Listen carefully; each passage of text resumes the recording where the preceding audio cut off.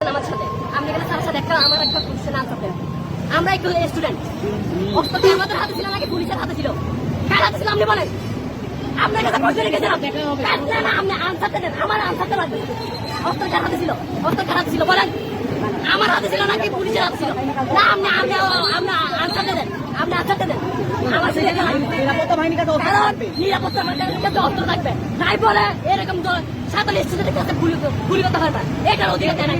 এখানে গুলি বলছে কি বলে এখানে স্যারের থেকে স্যারকে এগুলো ইনসিডেন্ট বলতে আমাদের এখানে পুলিশ থেকে হচ্ছে কিনা স্যারের গায়ে কেন পড়ছে? শুনেন স্যারের গায়ে কেন পড়ছে?